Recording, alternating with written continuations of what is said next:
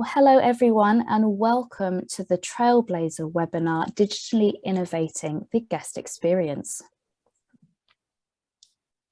My name's Eloise Hanson. I'm the editor at Boutique Hotel News. We're an online B2B multimedia platform for boutique, lifestyle, and luxury hotels.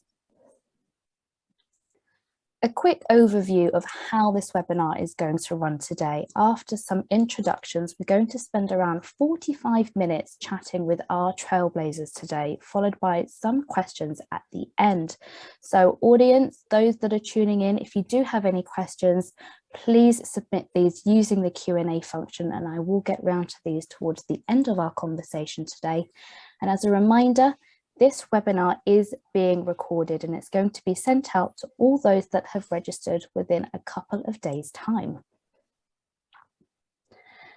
So Operto Guest Technologies is one of our sponsors for today. And before we hand over to Steve for an introduction, we are going to play a very short video for you. The only thing better than knowing you're onto something good is knowing you're onto something better. Better insights into bookings and property details. Sustainable energy management that protects your bottom line and the environment. Simplified messaging between teams and guests. Content creation tools that grow and monetize your guest experience before and after they check in. And that feeling of, I've got this. Operto Connect. Your guest experience reimagined. And further information has been popped into the chat about Operto if you would like to follow up. Now, second sponsor of today is Elina, and we do have Duncan on the call who we are going to hear from shortly. But before we do, we are going to play another short video for you.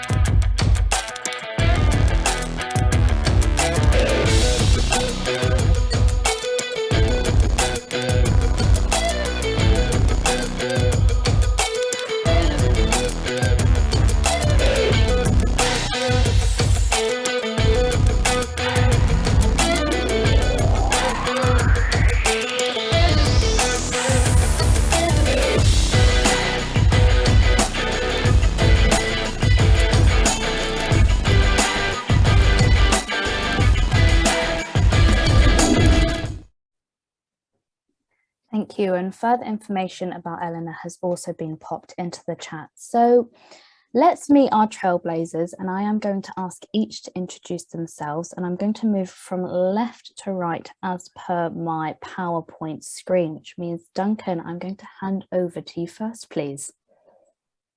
Right. Thanks for the introduction. I'm Duncan. I'm Commercial Director at PMS.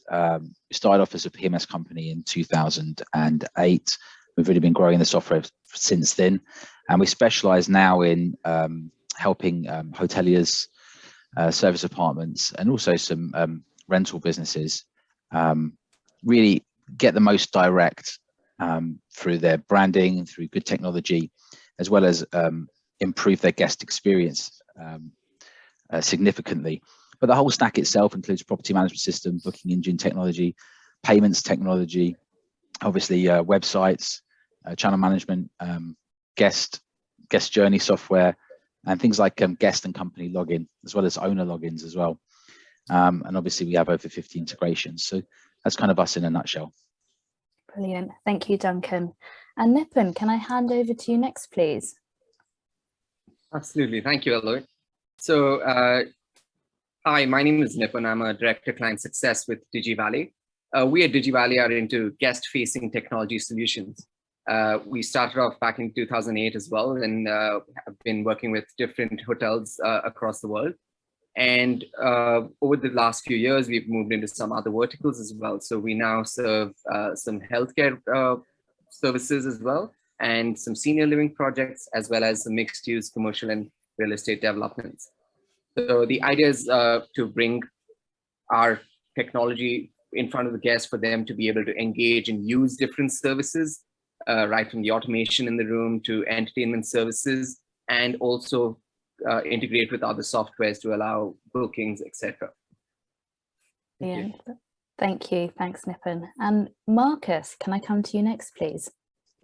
Sure. Hello, everyone. I'm Marcus, working for SV Group. SV Group is the hospitality leader in the DACH region. And apart from canteens and our own restaurants, we also operate hotels on behalf of Marriott and also Hyatt. But I think more interestingly, we also have our own brands, our own hotel brands. And one of it is Stay Cook. Maybe you've heard of it. We've won some awards for it. And we've built an amazing digital guest platform for it that we basically use now also for Stay Cook, but also we decided to white label it. Brilliant. Thank you, Marcus. And last but not least, Steve, coming to you, please. Good morning. My name is Steve Davis. I'm the CEO of Operto Guest Technologies. We offer affordable property automation systems to help guests have a more magical stay. We work with all types of operators, from Airbnb and short-term rental owners to boutique hotel and larger hotel chains. Yeah, thank you.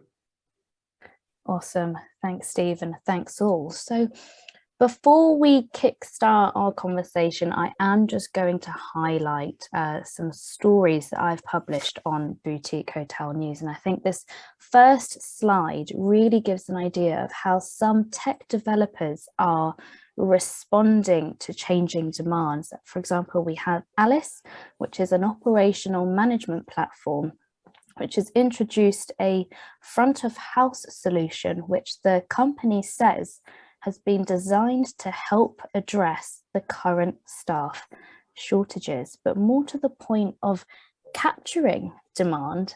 Dayuse, which is a booking platform for the daytime use of hotels, has surpassed pre-COVID figures in September this year, which is an uplift of 50% from 2019. So changing work habits and other societal changes that have been brought about by COVID is prompting hotels to fast track their adoption of technology. And we're going to discuss in more detail later how to go about choosing the right tech supplier for your property.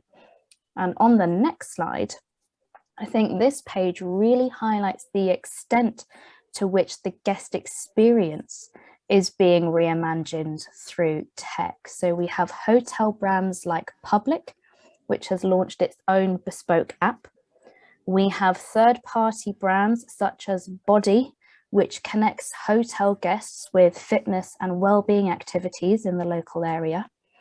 We have Second Kitchen, which is a virtual room service platform, which is allowing hotel guests to order from local restaurants. And Alexa, as most of us know, which is a voice activation to access certain services in room.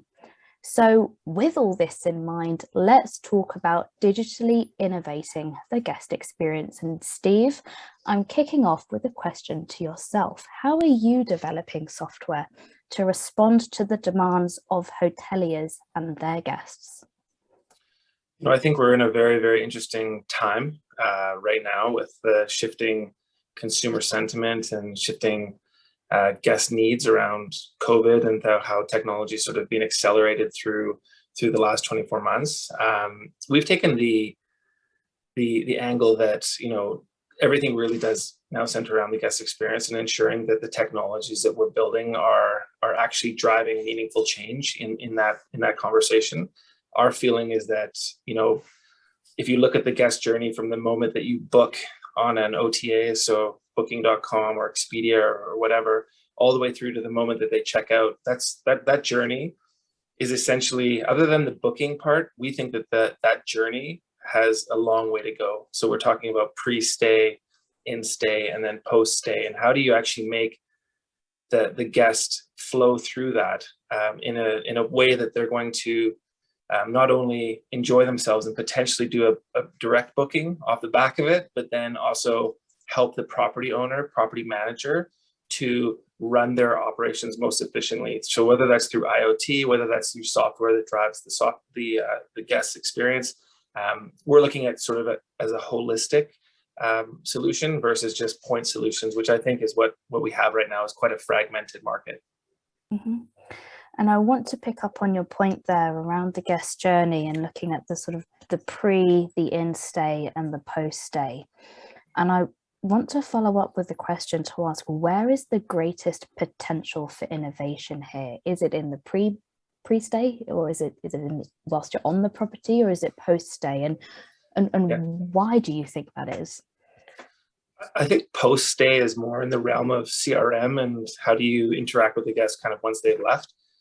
For us, we take the position that, you know, when I book, and it might be 2 weeks out or a month out from actually visiting the property, there's a huge amount of churn that happens there where, you know, you can rent 3 or 4 places and then people sort of cancel. So how do you actually make sure that you're interacting with the guests so that they want to keep that reservation, that they want to really understand who you are as the hotelier or who you are as the guest or the host? And we find that our retention rates across those kind of interactions help for people not to cancel. I think the biggest opportunity is obviously in-stay through monetization, right? How do you rent things to a guest? How do you make sure that they're eating on premise? How are you ensuring that the activities that are relevant to your booking are activated through your platform? So for me, it's in-stay, but I think that there's a lot of work to be done on the pre-stay side, just to ensure that you get that stickiness and that they don't go to a different place, that they end up coming to you, learning about you, and ensuring that they hopefully book direct the next time. Mm-hmm. Thanks, Steve. And Marcus, I'm almost handing over the same questions, but to yourself, what are your thoughts on what we've just been talking about? Look, I think I very much agree with Steve. I think, but when I take this now, we're not a tech company, you know. I think when I take this now to stay cook, you know, and I think the challenge that we're against or up for was basically 62 rooms, you know, long stay property operated by 2.4 FTEs. And these FTEs, these are hosts, you know, they should actually really take care about the guest needs. So you really need to think through how you now smartly leverage tech to basically make this seamless and also make this an enjoyable stay for the guests.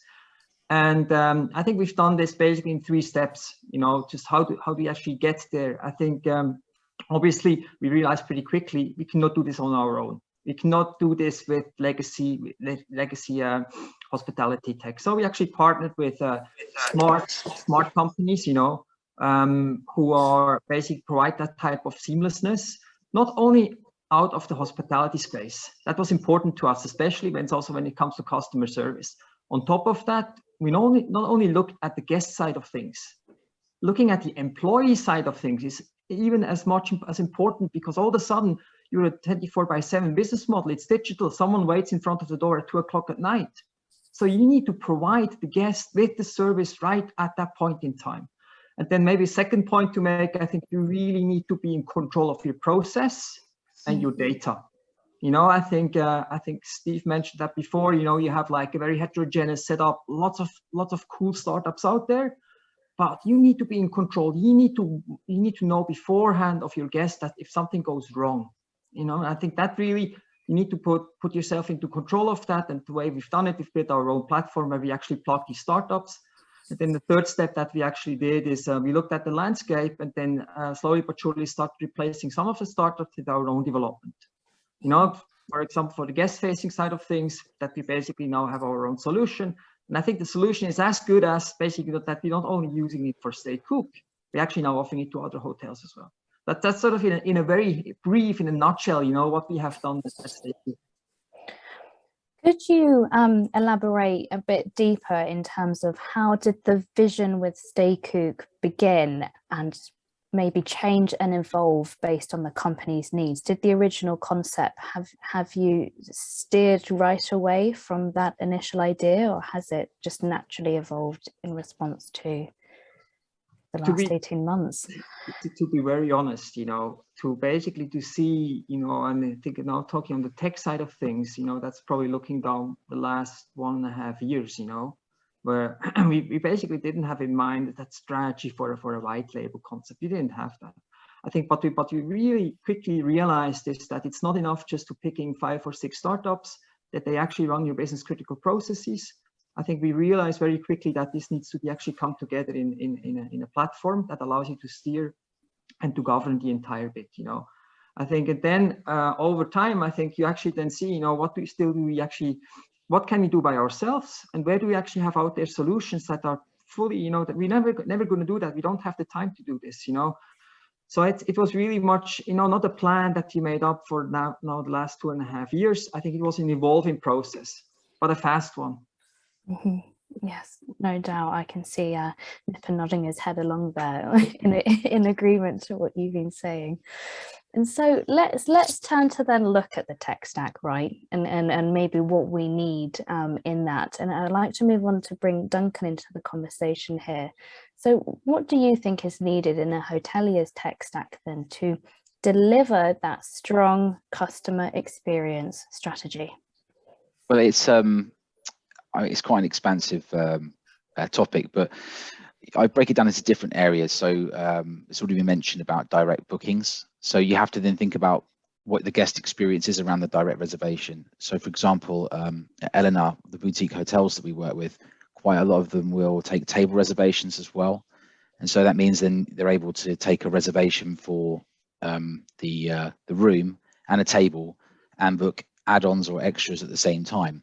So that's really already starting to shape the guest experience. You know, they are booking a parking spot, they are booking their lunch table on the first day and their dinner the next night, and they've got their table organized, and they've also picked their room.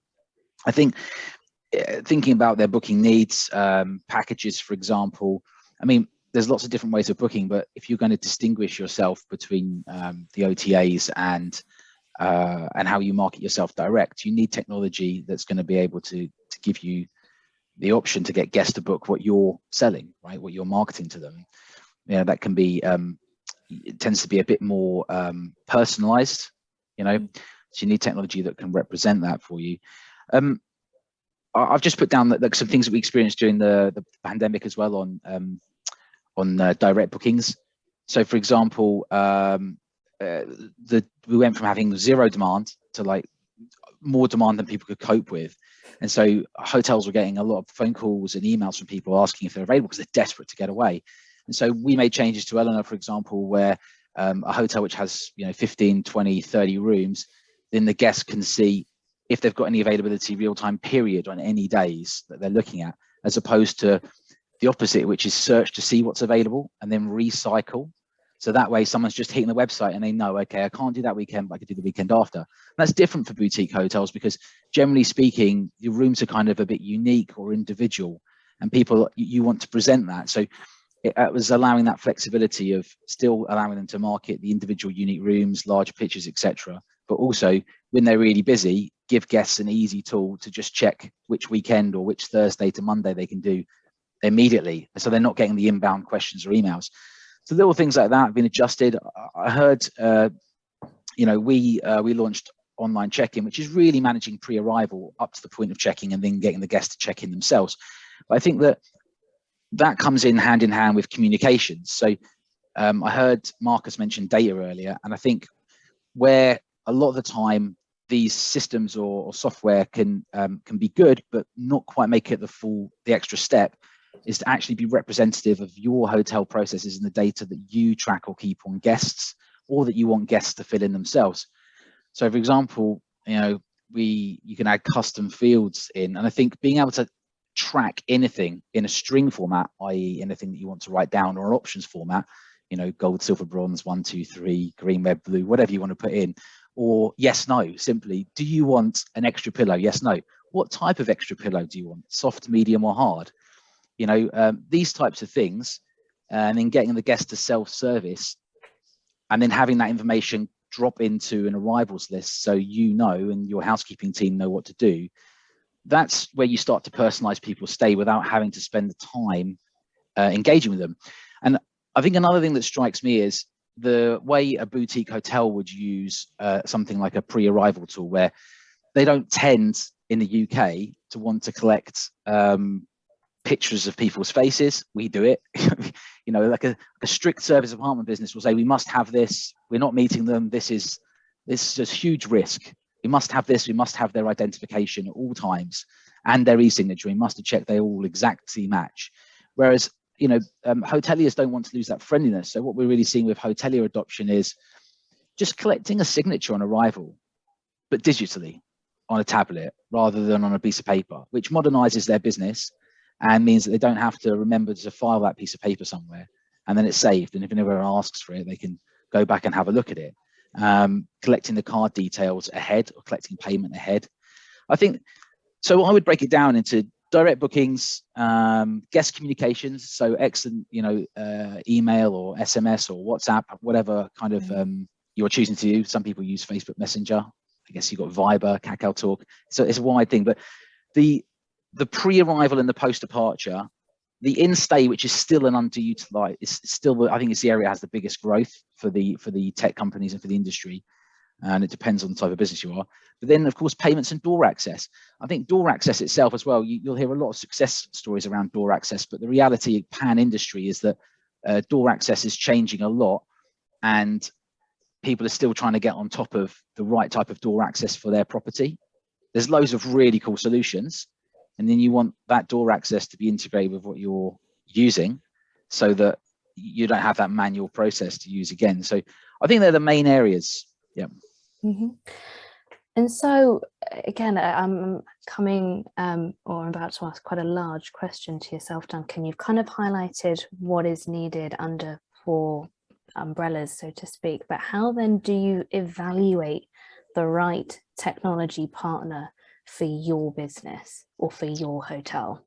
Again, I think Marcus touched on it really nicely earlier. If you imagine like a Venn diagram and just, you know, 2 circles and then intersecting bit in the middle, it's basically hotel processes and guest processes, and where the 2 meet, that's kind of your sweet spot for guest technology. So if it helps you to if it's a process that your team would have to do as a part of your business, and if it's a process the guest has to do in order to be able to purchase or interact or use your you know, stay in your accommodation, then you want to find stuff that ticks both those boxes. But I just go a bit further and say, do you own it, or does it feel like you own it? Is it in your branding? You'll see a lot of technology which it feels very third party, and it'd be like going into like a well-known shop like Harrods, and then the till is branded something else and the staff are wearing a different top, and you'd be like, is this Harrods? I don't know. So when people are shopping with you or using your technology, really it should all be your branding, you know, and that's what we do. I mean, I think that's what you need to do to build your brand. If you've decided to use technology for the next 3 years and maybe longer, it needs to be in your branding. I'd say, does the pricing stack up for you? You know, common sense, does the model work for you? I think we still see businesses around paying, you know, 10% for direct bookings when they could just be paying a fixed fee per month. I mean, I don't know if that's scalable for them or not, but I think the other thing is your technology making the most out of free tools, or are they reinventing the wheel? So, for example, if you talk about something like direct bookings, one of the best analytic packages out there is just Google Analytics. Just get an enhanced connection to it, and you're going to get incredible data around conversions and a lot more, to be honest, funnels, drop-offs, everything. So you really, rather than give you a new set of data, try to choose technology which is integrated to leading tools so that you can use those leading tools. Mm-hmm. And I think the last 2 points I'd make would be, is it API based? I know, boring APIs, but obviously if it is, then you can push and move the data to different places? Just is one system able to talk to another? And the last two things would be data. Is it able to store and represent the data that you want to keep and track? Is it able to allow you to use that data? And UX, like usability, can people use it? You could have amazing data but terrible UX and people can't figure it out. So I think those are the things that I would look at if I put myself in somebody else's shoes and said I was buying, trying to evaluate the right technology for me. Processes and guest processes being the main thing. A great example of that is like the table reservations, right? We have to take a table reservation. Is there technology that can do that for us, that meets our needs, that the guest will enjoy using, right? Brilliant.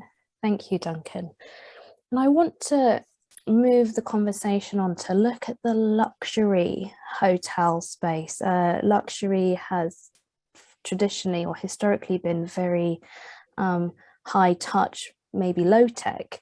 And you could argue that, in fact, the opposite has now or is starting to change, with hotels now adopting technology as a result of all the contactless solutions out there. And Nipun, I'd like to hand over to you next, please, to ask what you're seeing within the space and how are luxury hoteliers responding to this tech adoption? Well, as you rightly said, luxury hoteliers are certainly adopting a lot more technology today. We've worked with some of the hotels wherein hotels such as the Raffles, which has such a high touch and butler service focused approach, but they're also moving to have technology added into their rooms. Another brand that we work with, Aman Hotels, in fact, they have such a totally different concept. They have their loyalty program called Aman Junkies. They've got locations in absolute remote areas. In fact, some of the hotels did not even have televisions installed in the rooms because that was what they believed in. But they've got in-room technology being added as well because they see that as a need. And I think to add to what Duncan said, and even what Marcus said, that the point of that Venn diagram with what is hotel service and what is guest services. So, technology plays that sweet spot in the middle, like Duncan mentioned. So it's very easy to add these kind of tech solutions that help you perhaps reduce a little bit of the load of manual things like putting a signature on a piece of paper. So, and now hoteliers are actually seeing that.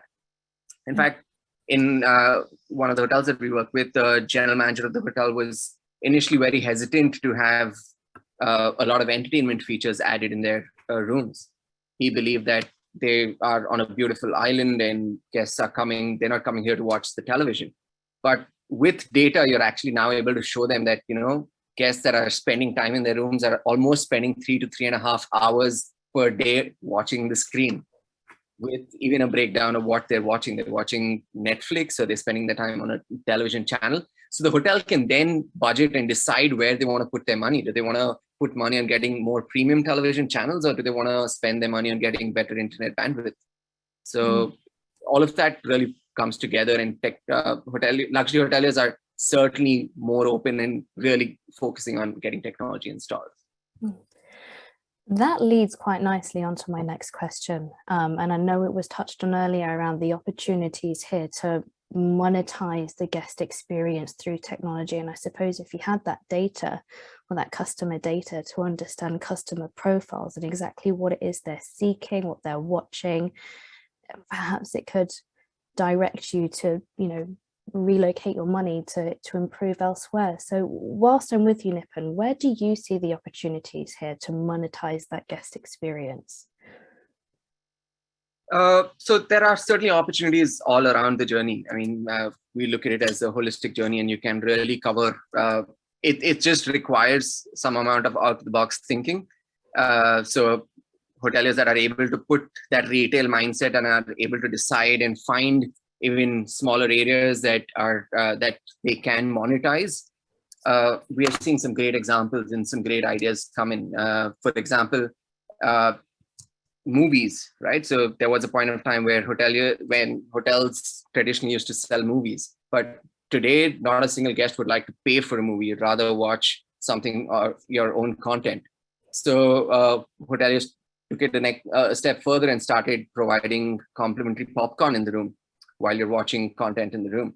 So that creates an experience. But while they're serving you the complimentary popcorn, you're also able to start promoting some food. So maybe you want to order a sandwich while you're watching a show on the television.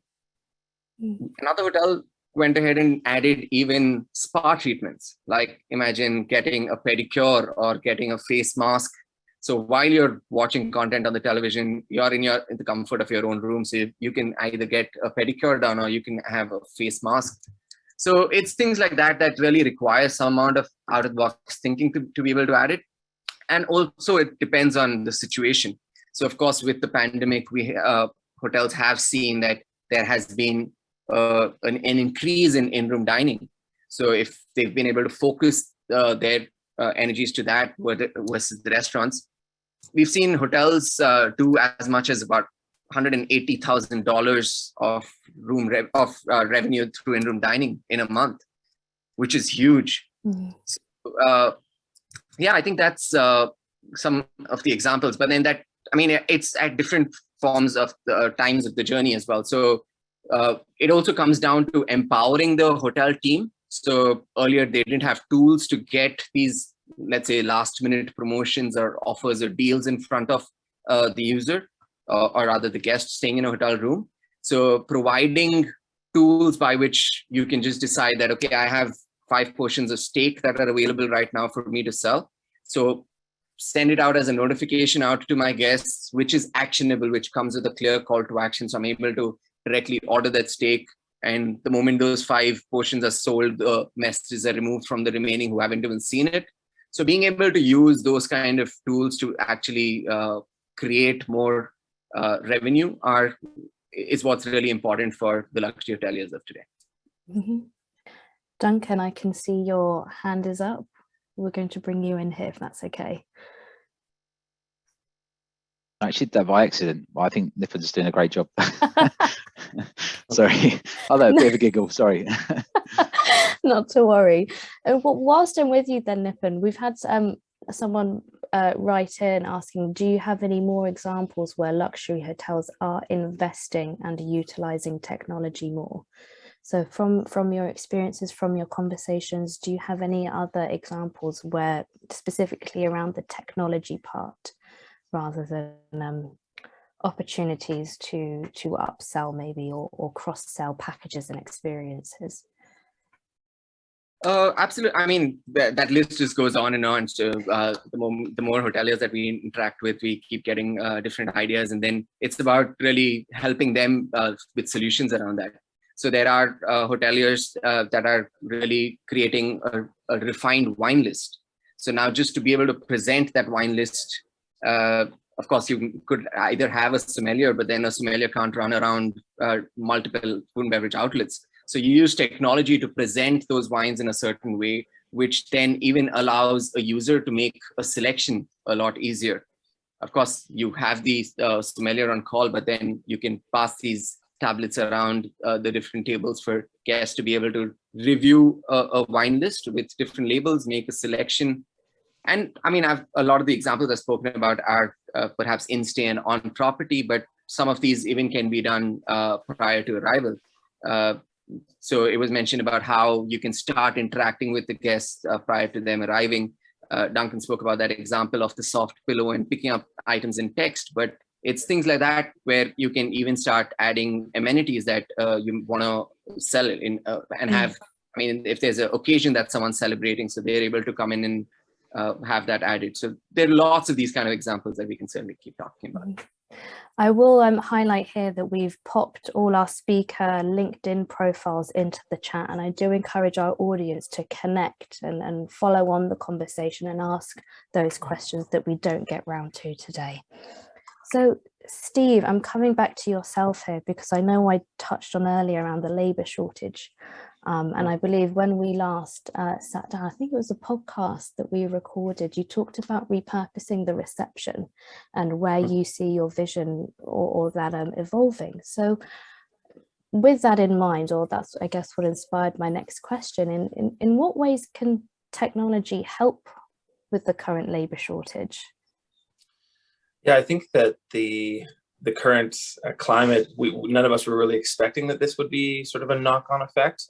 We were building the technology to kind of help the guest experience side of the business, and really where we found a lot of traction was actually on the other side, going, Steve, I literally cannot even hire staff right now. So a lot of, owners, managers of hotels contacting us and saying, listen, we used to have 5, 6, 7 people behind the desk.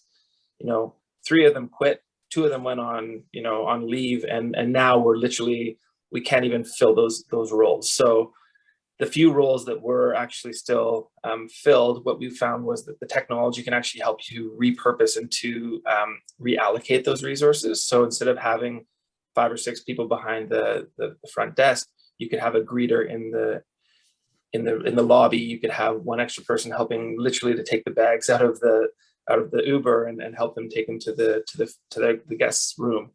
So I think that what we're seeing now is sort of a reimagining of what that lobby kind of looks like. And also with technology, if you can have a guest, we've got a hotel in downtown Toronto where you roll into the front lobby and there is no front desk.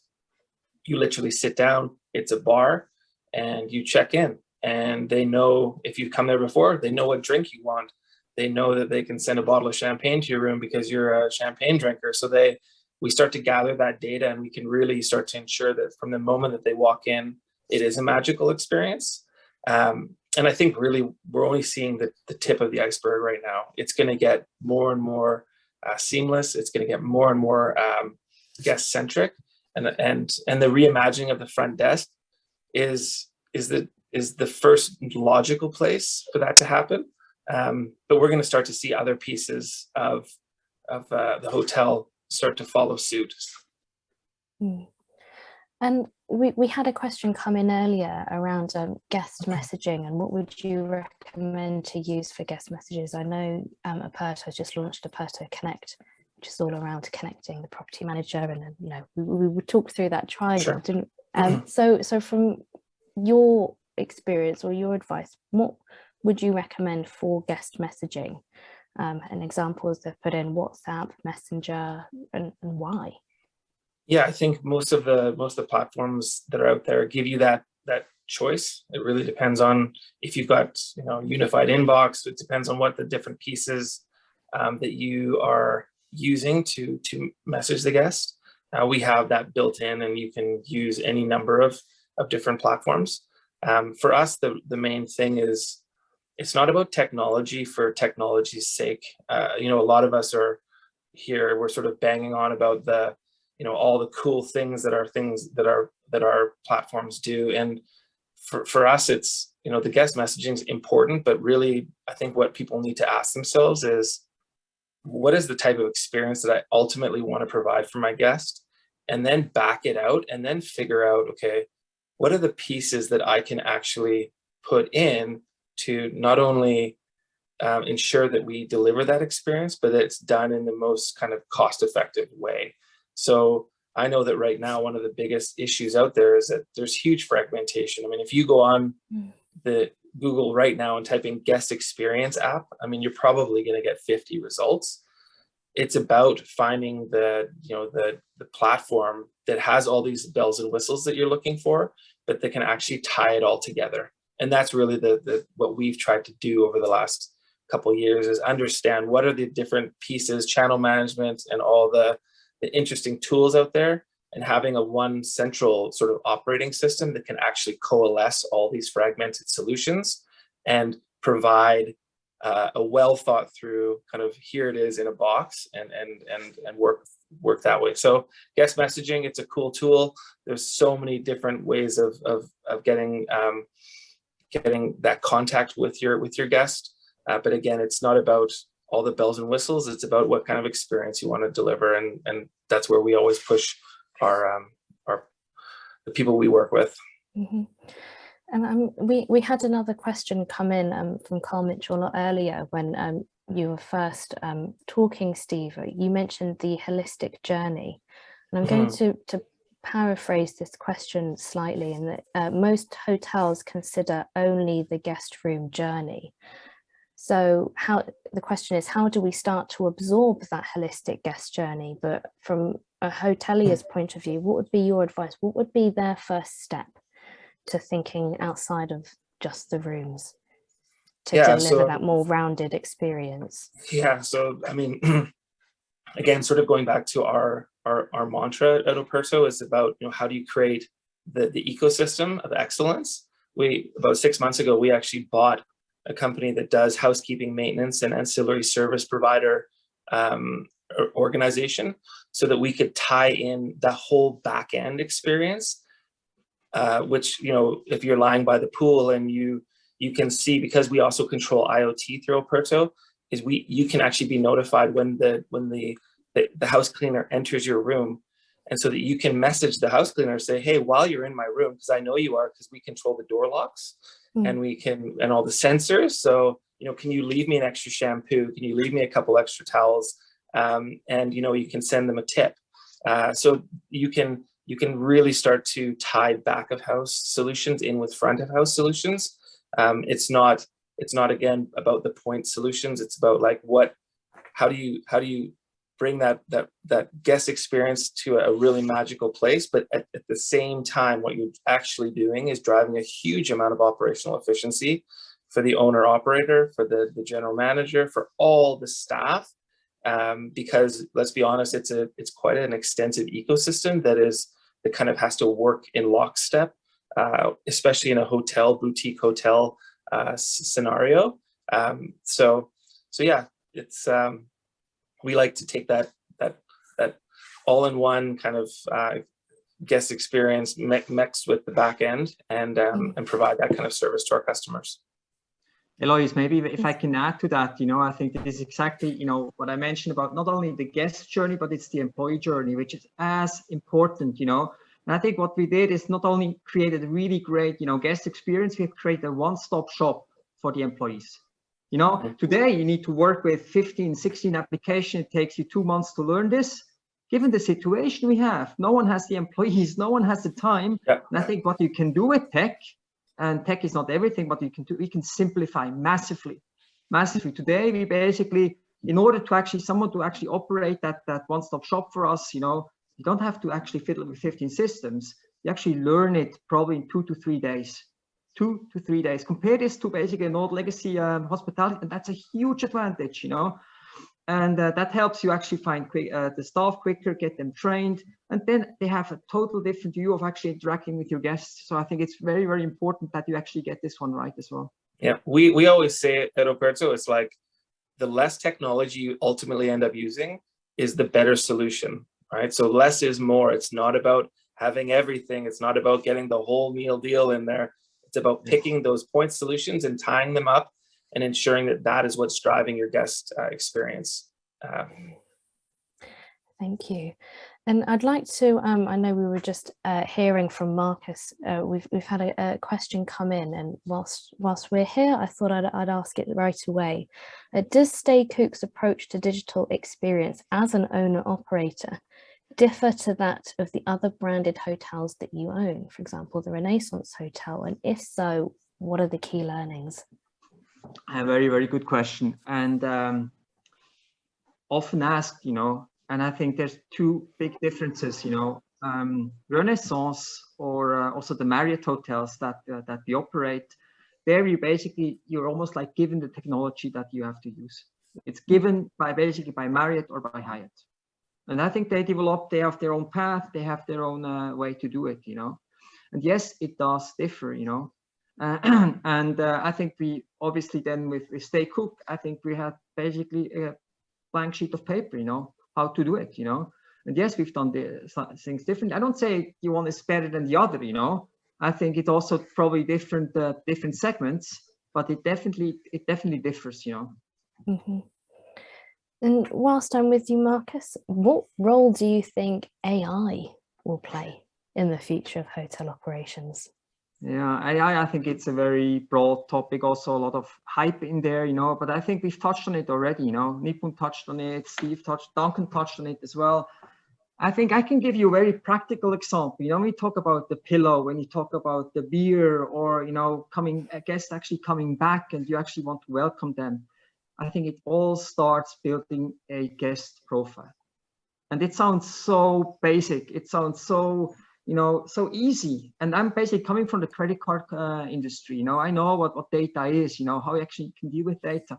But in the hospitality space, and you all know it, I think dealing with OTAs, they don't give you the full set of data. You give you aliases, So what, again, I can just talk about my own experiences, what we have built for Stay Group. We've built an asset that basically helps you to profile and put profiles together from guests. Architecture is event-based. So we actually, with customer consent, and this is very important, with customer consent, we actually collect data on event basis. Whatever event actually happens, a digital key is issued, the digital key is used, whatsoever, and then we actually put it together in the back again to a profile. This is not easy. We've trained the model, we've built the model, and obviously then you can actually, once you have that model, you can use it for basically to provide value to your guests, being it to welcome you with their name when they come the second time, giving them a pillow they had the last time, providing them a beer they had the last time. So they're like, the opportunities are numerous, and I think we're, again, the way we run it, maybe also because we run it sort of as an operator, I think we want to see the immediate impact either on guests to make their life happier or employees, Also with this, you can actually, on a continuous basis, refine your journey, make it actually even more intuitive for your guests. I think there's lots of opportunities to do that, but it actually starts with being in control of your data, regardless of how many systems you have, but being in control of your data and actually then having these profiles with the consent of your customer or of your guests. Thanks, Marcus. And again, this ties in quite nicely with a question I set aside around personalization, right? It's about AI, it's owning the data. We can therefore deliver a more personalized service or experience to both guests and employees. So Nipun, coming back to you, please, what role do you think personalization is going to play in post-COVID travel? So personalization would be very important in post-COVID travel, right? So most of us with the lockdowns have been put up in our houses and then locked up, and we see that everyone started thinking slightly differently. While there are certainly some people who want to break free, go out, travel, get back to normal things, but in most of our heads, priorities have perhaps realigned. There is more focus on self, on health, on family. So with all of that data that Marcus was just talking about becomes very, very important, because if you're able to tie that all in together and say that, this is the health regime that you follow, so this is the specific class that we have available for you because you've been doing this. So these are the events that we've picked up from you in terms of a particular class that you saw earlier, or the last time you stayed, which particular spa treatment or a fitness event did you attend. Again, it would be providing that kind of a personalized service, which will have guests go back to those hotels and help build that repeat kind of ratio. Do we, or even does the panel think that there is going to be an expectation around personalization when we now travel? And I'm thinking around, when you go onto Netflix now and you can rate whether you like the movie or not, and the algorithm will feed back to you that personalized service. But from a customer point of view, is that expectation high? Are they going to demand it? What does that mean for competition? I think that you're seeing that is happening very, very quickly here. There's an expectation for sure that when I stay, especially if I stay in the same place a few times, that you begin to know me, and if I move within your chain, that experience travels with me. I think, again, it's not, there's a fine balance between, making it feel creepy, where they feel like that you're literally following them in the cab to the next place. But I think there's a certain amount of comfort that you get when you are in a property and they know who you are and they know your tastes and preferences, and striking that balance is something that these kind of tools that we're talking about this morning or this afternoon are bringing to us. So again, a large question incoming, but can technology drive loyalty? Nipun, and I'll hand over to you for this question first and foremost. What are your thoughts? Well, absolutely, yes. I mean, just going back to what Marcus and Steve were also mentioning, that it is very, very important for a guest nowadays to be able to know what kind of service they would get, and if the hotel is able to provide that kind of service based on their past history.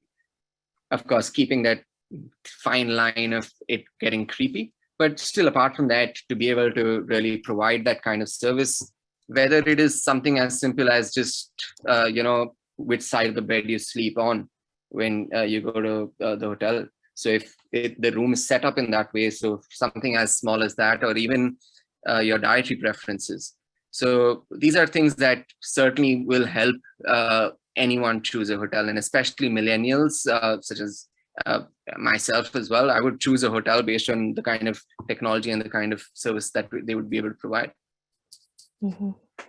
Thank you. And I'd like to loop Duncan back in here, please, to ask then, how can digital transformation impact bottom line? I think the hoteliers would be the best people to tell you about that. I'll have what my view on it is. Obviously, it can save time. Saving time is going to save some money. We talked about staffing issues earlier. I think Steve brought up the subject of staffing issues. There seems to be everywhere.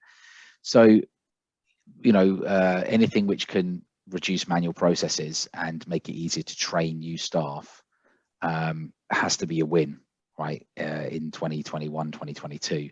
And so it has to therefore be a focus. The challenge is making time to do these things. You'll hear a lot of hoteliers say, we can, but we can't do it yet. And so I think that you have to almost rephrase the question to how can digital transformation impact bottom line, to a statement. Good digital transformation will impact the bottom line positively. How can we make time as a business to bring in the right technology to achieve this goal? And I think if you reframe the question to that, then you're going to get lots of benefits, not only time being saved, but you should see, if you can measure it, you should be able to measure it, some increased loyalty by offering, whether it's personalization or better in-stay tools.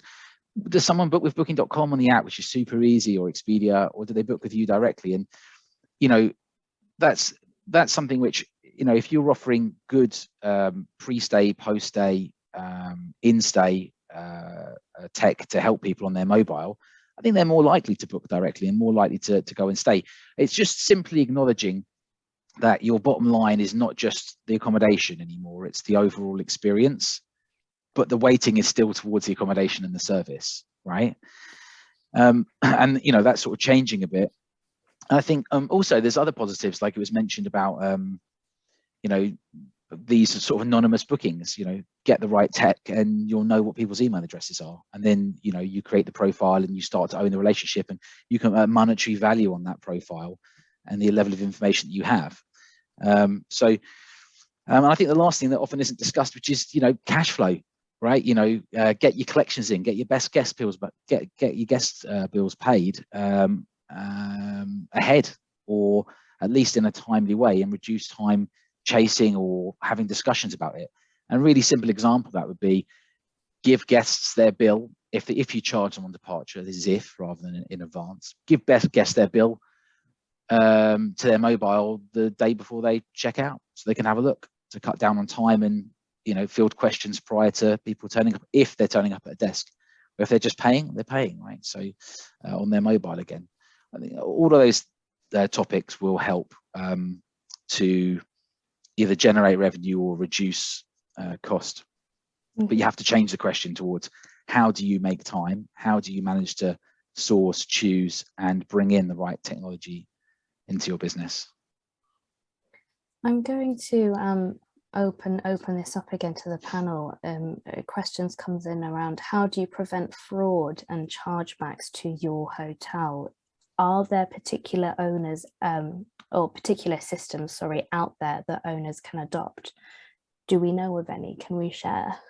I could probably start on that really briefly. Sorry, Steve.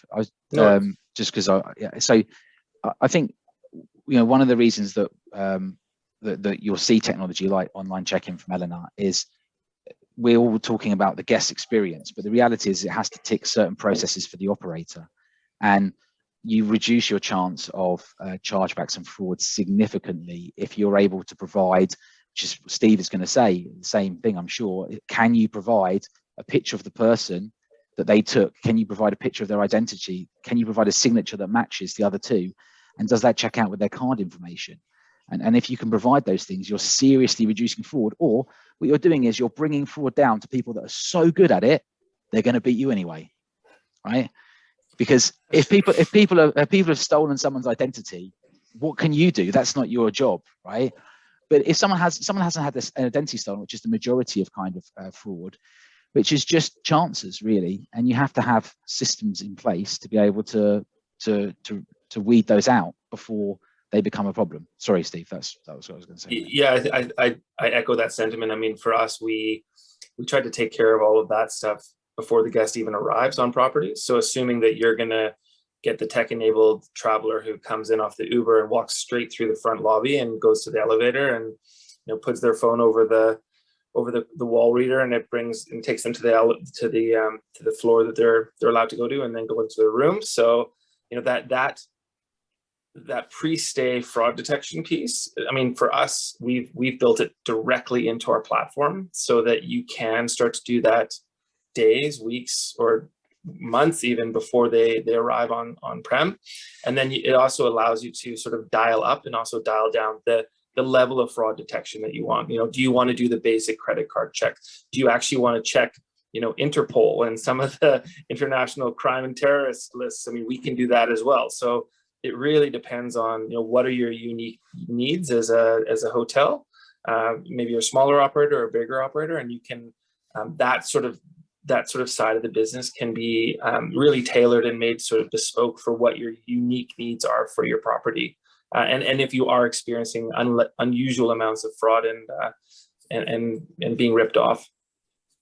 Mm-hmm. Thank you. Now, before we finish our conversation today, I'm going to ask 4 of you the very same question, and we'll run through each of your answers very briefly. The question is, what is next for hospitality technology? And I am going to begin with Steve, as we were just with you. So, I think Operto started very much in the short-term rental, vacation rental space, and we've morphed and graduated into the boutique hotel space. And I think what we've seen is, and it's being touched on by a number of folks here, you're going to see a major consolidation of technology over the next 12 to 24 months. There are simply just too many channel management systems out there. There's too many PMS systems out there. There's too many of everything out there. And because the barriers to entry are quite low, and you just need a kind of good development team to catch you up quickly, I think what we're going to find is that the operators who are able to tie it all together for the end user and actually provide a well thought through package of solutions so that you do not need to have 20 tabs open in your browser to manage the 20 different things that you're doing on-prem, that you can actually just see everything happening in one easy to follow dashboard. I think that that's really what we're going to see, is the bigger folks gobbling up some of the smaller tech providers and creating these sort of operating systems that can be plugged in and tailored and help you to scale your business. Thanks, Steve. And Marcus, I'm heading to you next, please. Sure, I think very much, following on what Steve said, you actually will see ecosystems evolve. Ecosystems that basically not only provide 1 PMS or 2 PMS, 3 PMS, same on the access side of things, and then it will be self-sufficient. Hotels will not need an integration project. Even you see it today. With some of the cloud-based PMS. You actually go there, you click it together yourself, and I think that will be the future. Mm-hmm. Thanks, Marcus. And Duncan, you next, please. What's next for hospitality tech? I'm going to go big. I'm going to say, firstly, there's going to be some scandals to do with guest data. That'll happen because, of course, as more data is being collected, I mean, it will happen at some point. There's more data. I mean, the PCI, there was issues around Marriott. was it British Airways. So I think that that's one thing that people are going to become more aware of, is that, you know, how to keep all this data secure. I think the next thing is there's going to be more uses around images and image verification. You know, it was mentioned about AI, and I think the main use really of AI is to do with facial recognition and use of that. So I think that could be interesting. And then I'm going to go big. I'm going to say someone's going to solve how the social media problem for hotels. I think someone's going to solve that. Someone's going to help hotels to actually be able to monetize and do a lot more of their social media without having to spend loads of money on marketing companies. And I think the other thing is gamification, staying in hotels. I think someone's going to gamify staying in hotels, and I think also in-stay is going to get a lot more concentration, which obviously overlaps with gamification models. So there you go. That's what I think. I think it's coming next, because what we're talking about today is already here. You know, it's just going to keep evolving in a small way. And last but not least, Nipun, what are your thoughts? I mean, yeah, just adding to all that Steve, Marks, and Duncan just said. So we've seen some examples of things that they already mentioned, but adding to that, there's probably going to be a whole approach to first identifying the experience, and we hope we get there soon, where the hoteliers are able to identify and define the guest experience and then choose a technology solution for that, rather than going vice versa, where they get the technology solution and then try and fit it into the right guest experience. Apart from that, also, I mean, in our labs, we started off with touch, moved to voice and Alexa. We already have some work going on in the next multimodal approach, which could be gesture controls. So just trying to make it simpler and easy for guests, and perhaps that's the next more natural thing for a user to do. So yeah, that's perhaps something that we could see down the line. Fascinating. And I have to say, guys, you heard it here first. Boutique Hotel News Trailblazer webinar is where our predictions may or may not come true. But we've been hearing from experts and leaders in their fields. So I look forward to seeing what the future holds. But that has nicely closed off our conversation today. And we do have a couple of outro slides that I am going to run through. I am returning next week, next Monday, for my Trend Setter webinar. So this is my final webinar of the year, and I will be sharing my 6 key hospitality trends that are set to shape the hotel space next year. So I think a rather interesting conversation, and the link to register has been popped into the chat. It would be fantastic to see you all there. And if you would like to hear any further information about the webinar series or any of the live events that we hold, I encourage you to get in touch with my colleague Katie. Her details are up on your screen now. So all that's left for me to say now is thank you. Thank you to Marcus, Nipun, Duncan, and Steve for their insights today. And thank you so much for tuning in, I should say. We have a 2-minute outro countdown to play, and that is simply just to allow anyone in the audience to follow up on any of the links that we have popped into the chat. But otherwise, I bid you all farewell. Enjoy your day, your mornings, your afternoons, your evenings, and I will see you all next week. Do take care.